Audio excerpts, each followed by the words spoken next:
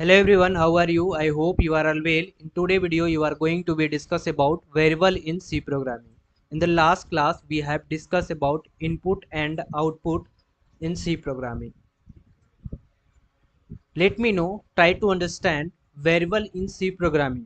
Variable is a storage area. Variable हमारा एक storage area होता है जिसका प्रयोग हम डेटा को स्टोर करने के लिए यूज करते हैं। इट मीन्स हम अपना वेरिएबल जो है अपने प्रोग्राम के अंदर हम इसलिए यूज करते हैं कि हम अपने डेटा के जो भी वैल्यू है उसको स्टोर कर सके, राइट। वेरिएबल डेटा को कंटेन किए रखता है, यानी जो हमारा वेरिएबल होते हैं उसके डेटा जो भी है उसको कंटेन किए रहता है और प्रोग्राम एग्जीक्यूशन के समय उसे कभी भी एक्सचेंज कर सकते हैं। इट्स मीन्स क्या हुआ कि हम यहाँ पे एक वेरिएबल बनाएंगे, जैसे हम डेटा टाइप देते हैं इंटीजर टाइप का, और कुछ भी वेरिएबल नेम हम दे सकते हैं। लेट सपोज दैट कि एक्स हम यहाँ पे नाम देते हैं, ठीक है। अब हमारी जो वैल्यू वो भी हम अपने मन से देते हैं 5, राइट। तो इंट हमारा जो है वो एक डेटा टाइप को डिफाइन करता है। नेक्स्ट लेक्चर के अंदर आपको डिटेल में पढ़ने को मिलेंगे कि डेटा टाइप क्या होते हैं, इसकी रेंज क्या है और उसके जितने भी टाइप्स हैं उनके बारे में। तो इंटीजर हमारा ये डेटा टाइप हमारा यहाँ पे डिस्क्राइब हुआ। एक्स जो है वो एक वेरिएबल है, इसे हम बोलते हैं प्रोग्रामिंग में वेरिएबल नेम, राइट। और ये हमारा 5 जो है ये एक वैल्यू है जो इंटीजर टाइप का है। इस वैल्यू को ही कुछ टाइम के लिए ये होल्ड करके रखेगा। हमें जब प्रोग्राम करते हैं तो प्रोग्राम करते टाइम पे हमारे पास कुछ ऐसे टास्क होते हैं जिनको परफॉर्म करने के लिए हमें अपनी वैल्यू को होल्ड करना पड़ता है, यानी कंटेन किए रखने पड़ते हैं। इसलिए हमें वेरिएबल को क्रिएट करना होता है। Let's suppose that a equal to हमें 10 दिया गया है एंड बी इक्वल टू दिया गया है हमारा 15। मेरा टास्क ये है कि हम एक सम नाम का वेरिएबल बनाएंगे जिसमें हम ए प्लस बी की वैल्यू को होल्ड करेंगे, ए और बी की वैल्यू को प्राप्त करेंगे, आई थिंक आउटपुट देंगे। तो ये काम कैसे करेगा? वेरिएबल के अंदर एक मेमोरी लोकेट होगा, ठीक है। कुछ इस तरह से हमारी मेमोरी जो है वो बनेगी, राइट। अब इसमें काफ़ी सारे हमारे पास बॉक्सेज हैं, माने काफ़ी मेमोरी है। अब इसमें हम अपना जो वेरिएबल है उसको स्टोर करेंगे। तो ए इक्वल टू हमारे पास 10 स्टोर हो जा रहा है और बी इक्वल टू स्टोर हो जा रहा है 15। अब हमारे पास एक वेरिएबल बन के आएगा जो सम नाम के आएगा, ठीक है, जिसमें हमारा 10 और 15 जो दिया गया है इसकी वैल्यू स्टोर होगी, यानी यहाँ पे हमारा ए प्लस बी की वैल्यू स्टोर होगी। तो जो भी हमारी वैल्यू होगी सम की वो यहाँ पे इस मेमोरी लोकेट में, ठीक है, इस मेमोरी के लोकेशन पे स्टोर हो जाएगा। तो अगर हम 10 प्लस 15 करें तो देखते हैं कि हमारा आता है 25। तो हमारा ये इस मेमोरी के लोकेशन पे ये 25 स्टोर हो जाएगा। तो सम इक्वल टू हमारी जो वैल्यू आ जाएगी वो कितनी आ जाएगी?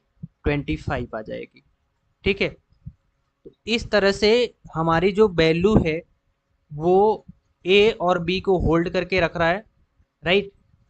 तो हमारा इसमें क्या हो रहा है कि वेरिएबल स्टोरेज एरिया बना रहा है। उस स्टोरेज एरिया के अंदर डेटा को क्या कर रहा है? स्टोर कर रहा है ना, और साथ ही साथ कंटेन करके भी रख रहा है, राइट।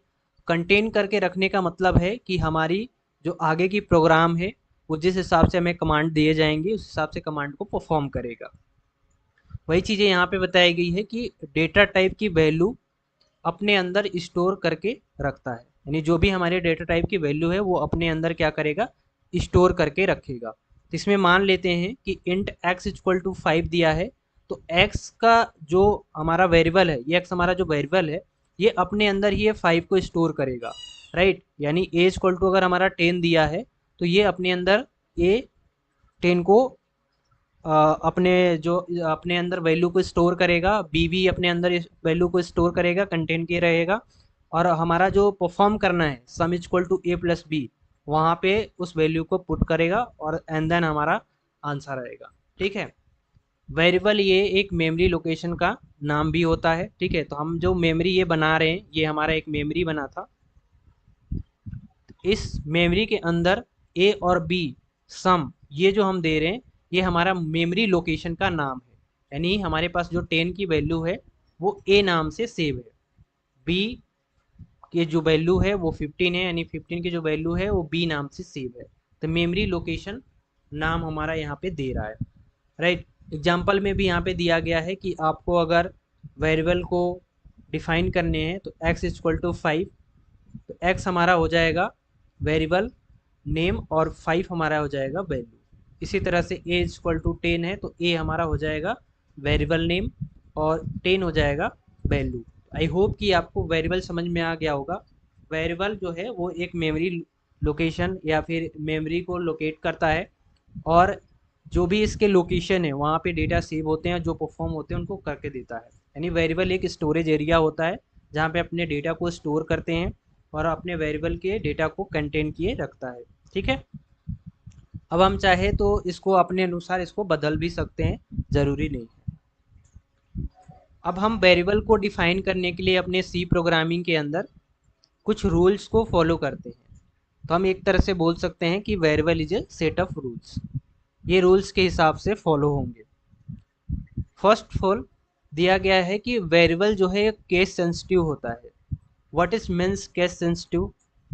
केस सेंसिटिव मीन्स होता है कि हम अगर सी के अंदर इंट स्मॉल ए लिख रहे हैं तो इसका मतलब कुछ और है, और इंट अगर हम कैपिटल ए लिख रहे हैं, ठीक है, तो इसका मतलब अलग है।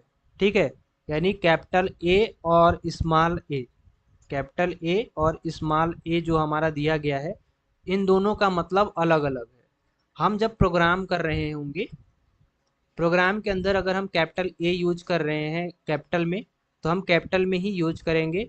अगर स्मॉल में यूज कर रहे हैं उसी प्रोग्राम के अंदर, तो उसका मतलब बदल जाएगा। ठीक है, क्योंकि हम नाम दे रहे हैं। ओके, तो इस बात को सबसे पहले ध्यान में रखना है। सेकेंड रूल ये कहता है कि वेरिएबल की जो हम स्टार्टिंग करते हैं वो अल्फ़ाबेटिकल ए टू जेड या कैपिटल ए टू जेड या फिर अंडर स्कोर से कर सकते हैं। व्हाट इज मीन्स कि इसका मतलब ये हुआ कि अगर हम अपना वेरिएबल को शुरुआत करना चाहते हैं तो कोई नाम देंगे, जैसे a इक्वल टू 10, या फिर देंगे b इक्वल टू 10, या फिर हम कैपिटल में a इक्वल टू 10। इस तरह से हम अपना जो है स्टार्ट करेंगे, वेरिएबल की शुरुआत करेंगे अल्फ़ाबेटिकल से, या फिर हम अंडर स्कोर से भी स्टार्ट कर सकते हैं। थर्ड रूल क्या कहता है कि वेरिएबल का नाम जो है अल्फ़ा न्यूमेरिक हो सकता है, जैसे फॉर एग्जांपल में यहाँ पे दिया गया है। हम अगर चाहें तो A1 इक्वल टू 5 दे सकते हैं। इस तरह से नाम अगर हम रखना चाहें तो रख सकते हैं, ये हमारे ऊपर निर्भर करता है। फोर्थ है हमारा कि वेरिएबल ये स्पेस को अलाउ नहीं करता है। मतलब आप अगर कोई नाम दे रहे हैं, जैसे आप सम दे रहे हो, तो एस यू फिर स्पेस करके एम दोगे फिर वैल्यू दोगे, तो ये एक्सेप्ट नहीं करेगा। राइट, तो इस बात को ध्यान देना है कि आपको स्पेस नहीं रखना है इसके बीच में, बिल्कुल स्पेस नहीं होना चाहिए, स्पेस अलाउ नहीं करता है। वेरिएबल नेम कोई भी सी कीवर्ड नहीं होता, मतलब कि सी के अंदर कोई भी कीवर्ड ये वेरिएबल नहीं होते हैं। ठीक है, क्योंकि इनकी जो वैल्यू है वो बदलता रहता है, इनकी वैल्यू को बदल सकते हैं। राइट, तो ये थे वेरिएबल। आई होप कि आप वेरिएबल के बारे में समझ गए होंगे। अब अगर हम सी की बात करें, सी के अंदर आपको दो तरीके से वेरिएबल को पढ़ने को मिलेंगे। Right, first of all discuss करेंगे हम दो तरह से कौन कौन से हैं। तो पहला हमारा है लोकल वेरिएबल एंड सेकेंड हमारा है global variable. Let me try to understand local variable. आइए समझते हैं कि कैसे हम लोकल वेरिएबल को सी के अंदर यूज कर रहे होते हैं। लोकल वेरिएबल इन यूज, हम फंक्शन के अंदर इसे यूज करते हैं। लोकल वेरिएबल को फंक्शन के अंदर डिक्लेयर करते हैं। लोकल वेरिएबल का प्रयोग केवल वहाँ पर होता है जहाँ पे फंक्शन डिक्लेयर होता है। लोकल वेरिएबल की डिफ़ॉल्ट वैल्यू गार्गेज वैल्यू होती है। अब ये भी हम आगे डिस्कस करेंगे कि गार्गेज वैल्यू क्या होती है, ये काफ़ी लंबा टॉपिक है। बट अब हम यहाँ पे एक चीज़ समझेंगे कि लोकल वेरिएबल क्या होते हैं और किस तरह से हमारे फंक्शन के अंदर डिक्लेयर हो रहा है। इसे हम समझेंगे प्रोग्राम से। विदाउट प्रोग्राम इसे समझना थोड़ा सा डिफ़िकल्ट हो जाएगा। तो हम सबसे पहले प्रोग्राम देखते हैं और इसमें समझते हैं कि इसे कैसे समझेंगे कि लोकल वेरिएबल हमारा फंक्शन के अंदर यूज हो रहा है। क्योंकि बेसिक चीज़ें तो हमने बताए थे फंक्शन क्या होते हैं, बट यहाँ पे आपको एक्चुअली में चीज़ें पता चल जाएगी। Has include studio dot E H, ये हमारा फर्स्ट लाइन है जो कि एनी टाइम यानी हर टाइम आपको लिखना ही लिखना है। सेकेंड हमारा स्टेप है इंट मेन फंक्शन, ये हमारा एक इंटीजर टाइप का मेन फंक्शन बनाया गया है। तो यहीं पे ये बोला जा रहा है कि जो हमारा लोकल वेरिएबल है, लोकल वेरिएबल को हम फंक्शन के अंदर यूज करेंगे। तो ये हमारा फंक्शन है, ये हमारा मेन फंक्शन है। मेन फंक्शन के अंदर हमारा स्टेटमेंट होता है। तो जो भी चीज़ें हम लिखेंगे वो मेन फंक्शन के अंदर लिखेंगे, तो वो हमारा लोकल वेरिएबल के अंदर आ जाएगा। Let's suppose that int a equal to 5 and b equal to 6। तो हम जो यहाँ पे अपना डेटा टाइप डिक्लेयर कर रहे हैं वो लोकल वेरिएबल के अंदर डिक्लेयर कर रहे हैं, मतलब हमारा अंदर डिक्लेयर हो रहा है। प्रिंट हम कर रहे हैं value of a and value of b, और हमें क्या चाहिए, default value of c, right. तो यहाँ पे हम बस इतना समझेंगे कि ये फंक्शन जो हमारा दिया हुआ है, इस फंक्शन के अंदर हम अपने डेटा टाइप को डिक्लेयर कर रहे हैं, तो वो हमारा लोकल वेरिएबल आ जाएगा, लोकल। और अगर हम इस मेन फंक्शन के बाहर यूज कर रहे हैं तो हमारा आ जाएगा ग्लोबल वेरिएबल। उसे भी एक हम प्रोग्राम में देखेंगे। डिफिनीशन आपको लिखना है तो आप डिफिनीशन भी लिख सकते हो, ठीक है। ये है हमारा ग्लोबल वेरिएबल। अब यहाँ से आपको समझ में आ जाएगी कि हम दोनों में डिफरेंट क्या था। ग्लोबल वेरिएबल हमारा जो है फंक्शन के बाहर यूज होते हैं। ग्लोबल वेरिएबल की जो हमारी विजिबिलिटी होती है पूरे प्रोग्राम में होती है। ग्लोबल वेरिएबल की डिफ़ॉल्ट वैल्यू 0 होती है। अब इसके हम सोर्स कोड को देखते हैं। Has include studio dot E H, ये तो हमारा फर्स्ट लाइन लिखेंगे ही। हमने क्या बात बोली कि जो हमारा मेन फंक्शन है, इस मेन फंक्शन के अगर हम अंदर अपने डेटा टाइप को डिक्लेयर कर रहे हैं, हमारा जो भी डेटा टाइप है उस डेटा टाइप को अगर हम डिक्लेयर कर रहे हैं तो वो हमारा लोकल वेरिएबल कहला जाएगा। लेकिन अगर इस मेन फंक्शन के हम बाहर डेटा टाइप को डिक्लेयर कर रहे हैं, ठीक है, जैसे इंट a इक्वल टू 5 और 6, b इक्वल टू 6, ठीक है, तो हम ये क्या कर रहे हैं, फंक्शन के बाहर यूज कर रहे हैं। तो फंक्शन के हम जैसे बाहर यूज करेंगे तो हमारा क्या कहलाएगा, ये कहलाएगा ग्लोबल वेरिएबल। तो आई थिंक आपको ये समझ में आ गया होगा कि लोकल वेरिएबल क्या था और ग्लोबल वेरिएबल क्या था। फंक्शन के अंदर यूज हो रहा है, मेन फंक्शन के अंदर यूज हो रहा है तो लोकल हो जाएगा, और बाहर यूज हो रहा है तो ग्लोबल। अब ऐसे हम इसे याद रख सकते हैं। हमारे पास दो ऑप्शन है, पहला क्या है, लोकल, और दूसरा है ग्लोबल। तो हम जिस सिटी में रहते हैं या जिस सिटी के हैं तो हमें कहा जाता है कि आप लोकल हो। और अगर हम किसी दूसरे सिटी से हैं, यानी हम बाहर से हैं और किसी दूसरे सिटी में आए हैं, तो हमें बोला जाता है कि आप ग्लोबल हो, मतलब बाहर के हो, ठीक है। तो ऐसे हम इस चीज़ों को याद कर सकते हैं, local variable and global variable.